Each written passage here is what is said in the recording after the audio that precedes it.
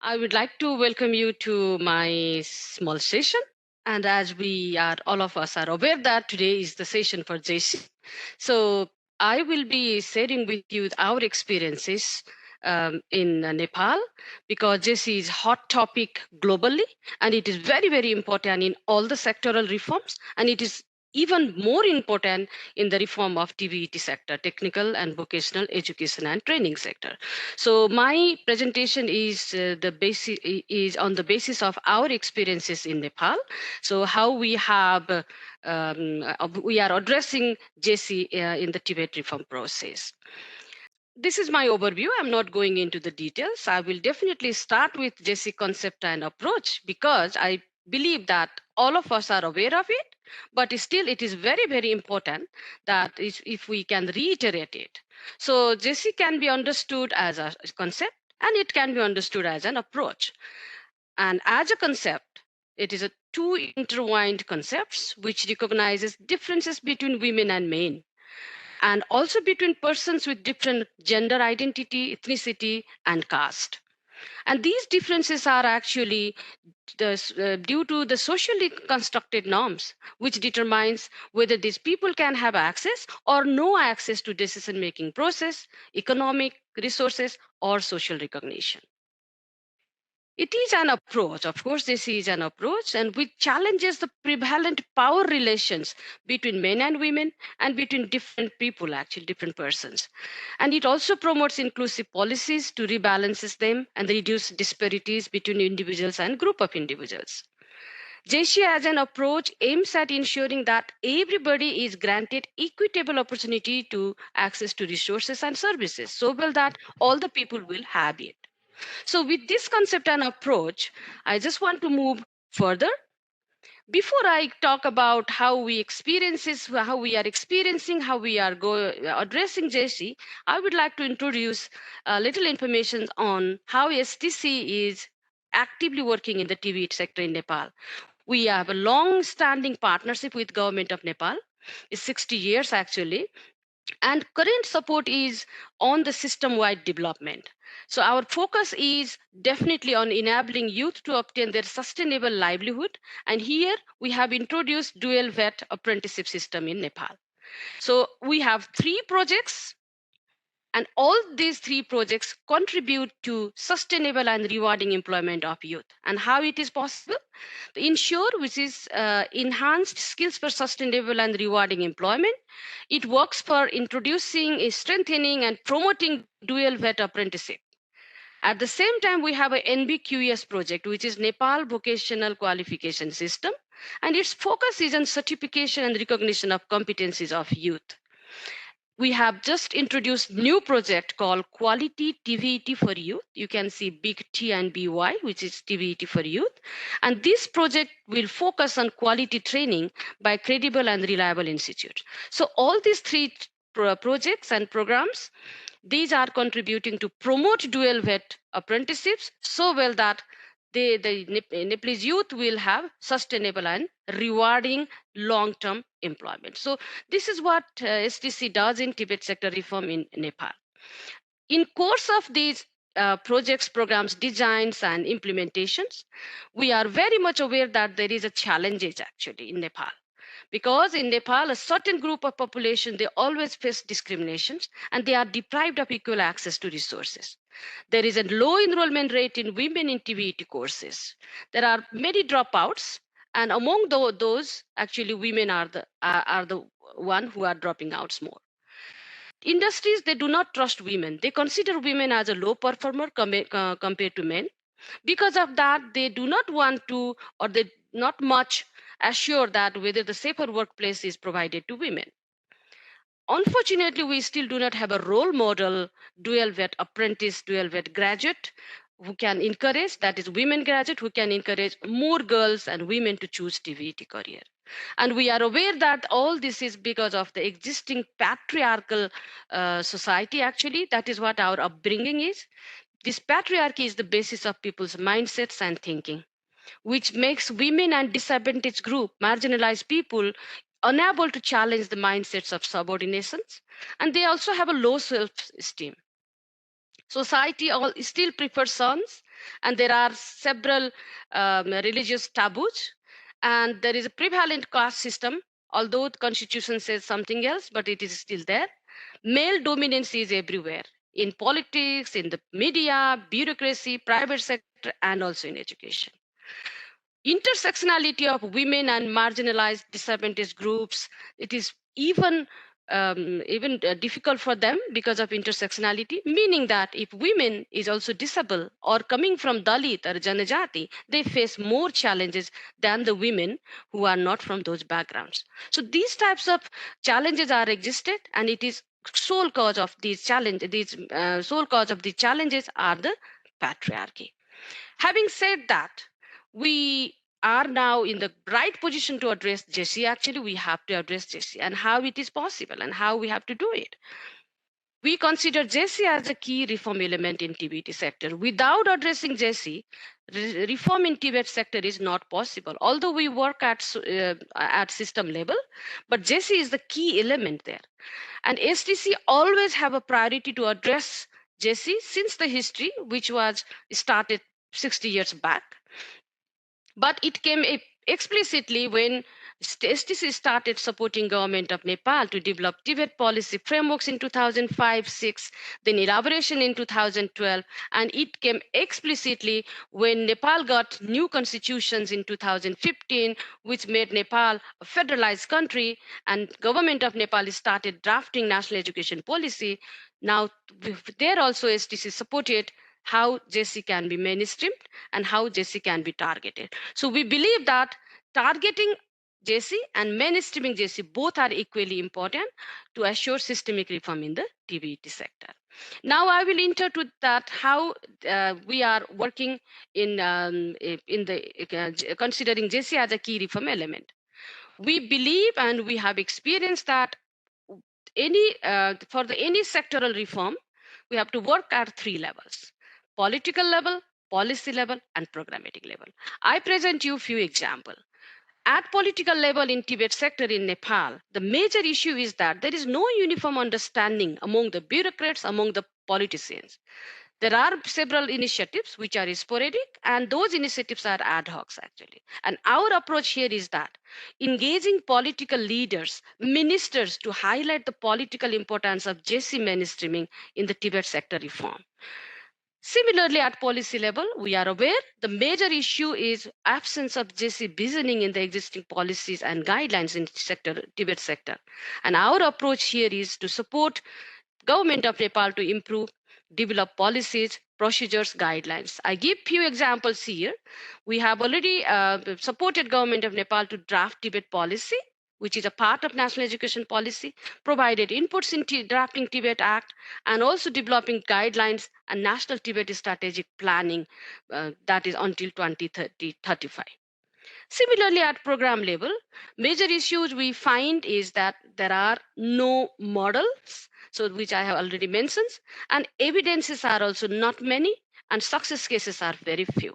So here, our approach is that assured JC through existing interventions, meaning that those three projects, and generate evidences and best practices, and expansion of these best practices through leveraging. We work with several donors as well because of that, so well that our practices can be expanded through the leveraging of fund and leveraging of activities.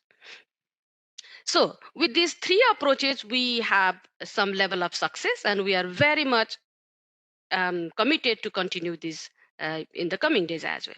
Now I will present how this JC mainstreaming and JC targeting is happening, and how three projects which I presented to you ensure NBQS and quality contributing and will contribute. So these are three projects, and this is mainstreaming here. Mainstreaming means that now bringing this to the system. Actually, it's not the ad hoc one, but it is the continuous support. So we believe that first of all, now all these three projects are implemented by government of Nepal, and these projects are implemented by all three spheres. Actually, Ensure project is implemented by federal, province, and also local level. Similarly, NBQS, which is federal mandate and implemented at federal level, but also at province level. Quality project is implemented at all three levels. So We believe that first of all, the institution level, the work at institution level is very, very important. Now, Ensure has contributed to mainstream JC at institution level by identifying and removing barriers for access, differential entry criteria and quota to girls and disadvantaged groups, communication strategy to deliver right message, gender friendly and non traditional courses, safe and harassment free workplaces. So these are not the projectized approach, actually. These are the initiative from government where projects supported to bring these initiatives so to mainstream JC. Similarly, at individual level, project provided support to provide special support to the girls to increase their access, retain at the courses, and use private sector as a champions to lobby. Similarly, NBQS also worked at the institutional level. Few example here. Skill assessment centers are being accredited, and here the government initiated the practice of providing 10 additional points to women-led skill assessment center. Similarly, there are skills committees in several sectors and where women participation is must and mandatory. At individual level, if the graduates coming from Dalit, ethnic group, and disabled, then they get 50% cost waiver. And if they are applying for recognition of prior learning, and then they get 100% free actually. And quality, which is just kicked off, but our vision is that now there will be clear scholarship criteria and guidelines from provincial and local governments as well as from Tibet schools, so well that the scholarships will provide better access to people from disadvantaged community and as well as women. And communication strategy from Tibet schools and also from provincial and local governments, these are also foreseen. So this is gender mainstreaming. And we believe that we have achieved some level of success. And these are the achievement and progress actually. At policy and institution level, I already mentioned that, but still, national education policy along with Tibet policy and act, these they highlights JESI as a cross-cutting issue. These were not there before. These have guaranteed a provision of JC assurance through several means, such as differential entry criteria and quota to girls, disadvantaged groups, gender friendly non traditional course, safe and harassment free workplaces. Mandatory provision of JC responsive budget for TVET programs is there now. Now, this is highlighted in several budget books and in several budget planning in the province and local government, as well as in federal government. At the project level, as this is our core job, dual vet apprenticeships, and the guidelines has been approved, which is very new, and that those guidelines highlights the mandatory inclusion of women and discriminated group. So these are our achievement and progress in gender mainstreaming. So I will take you through the gender targeting, how we are achieving this. There are different segments of population, which I already mentioned. If you look at category B, they are non-poor and who are facing, but they are facing a non-poor and also facing social discrimination. There is a category A who are disadvantaged groups, meaning that they are poor and also facing social discrimination. Third category, category C, they are poor but not facing social discrimination. And there are people who are non-poor and not facing social discrimination, meaning that you can see this green circle there. The intervention should reach everyone because Tibet is for everyone. And this is also the principle of leave no one behind. However, the concentrated efforts should be made to destigmatize vocational occupation so as to benefit members from disadvantaged groups and discriminated groups. So that is the target of, or that is the focus of Ensure, NBQS, and Quality, all three projects in JC targeting. I give you a few examples here. One is that if category B, which is non-poor but facing social discrimination, and here increase intake of discriminated groups. And one example here is that ensure occupational health and safety and harassment-free workplace so well that women are encouraged to join training in all occupations, and also provide trainings which are not only stereotype but different types of trainings, encourage women to join that. If categories A and C, then our projects use multi-pronged approach, geographical targeting, advocate and support local and provincial governments to implement JC guidelines. So this is also at policy level for planning, budgeting, and implementing TVET programs. So these are few examples how JC targeting approach we are implementing in Nepal in the Tibet sector reform. So, what are our achievements and progress then? At policy institution level, there are there is occupational health and safety guidelines in the industries, which is a big success, I should say, and we have supported for the development and implementation of it. Ongoing support is in the implementation of GESI guidelines for planning, budgeting, and implementing TVET programs by local and provincial governments. And it is happening through Insure project, also through NVQS project, and it is in a bigger plan actually, in a quality project. And we are very much hopeful that that is also going to be achieved. At project level, projects have used differential criteria, selection criteria to encourage more women and discriminated groups to apply in the programs and retain. You can see data which is not that big data actually, but if you compare the days to 2017-18 and now, in 2017 and 18, only 5% of women were participating in dual vet. Now, 19% of women are there actually. So this is already a big achievement, we should say. And this is increasing also. And now there are many women applying in different types, different trades. For example, mechanical, electrical, automobile engineering, which is gradually increased because these are not stereotypical. These are mostly male-dominated sector, male-dominated occupation. But now many women are encouraged to apply. So it is all because of differential selection criteria, which was used by project. Geographical targeting, which led to more applicants coming from rural part of Nepal. So this is what our achievement and achievement and progress in GESI targeting. So with this, we have a bigger perspectives for future actually. And what is that? First and foremost, this is our experience that a systemic approach is must. The change is possible only when working at all levels actually, meaning that level of level of individual, at the level of family, society, institutions, and very important is at policy and political level. Focus should be on the transformative changes actually. In-depth interventions are very, very important actually, not the patchwork or the superficial work. So you have to be there continuously. So this is our experience. Of course, this is not easy, but that has to be the focus. And you have to intervene at the whole training cycles, not only focusing on training stage or training implementations, meaning that what types of courses are required in dual vet.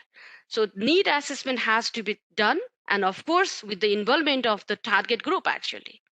And evaluation, up to evaluation actually, implementations and up to evaluations. So the intervening at whole training cycle is very, very important, so well that more equal opportunities can be guaranteed.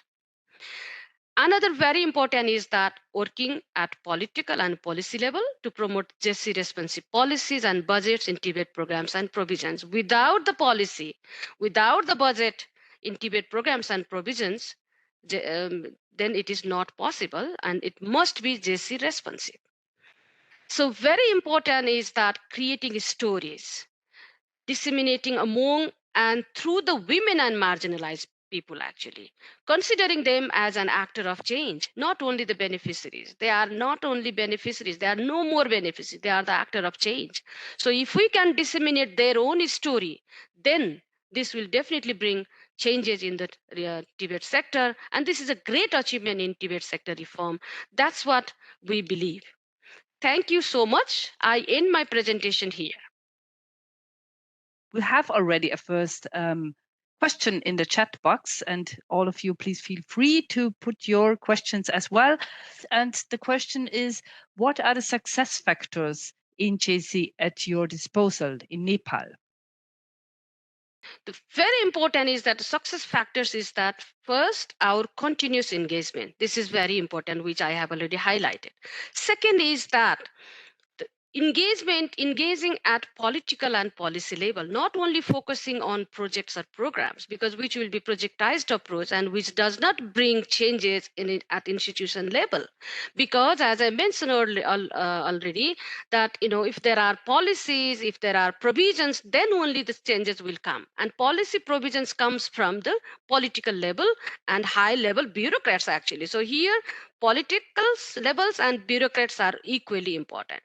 So of course it is challenging, sometimes they are not convinced. So that is why we have to model the behavior, we have to create role models, we have to bring examples. So these are the success factor actually. Of course there are more, but these are the key success factors to achieve successes in JC. Thank you.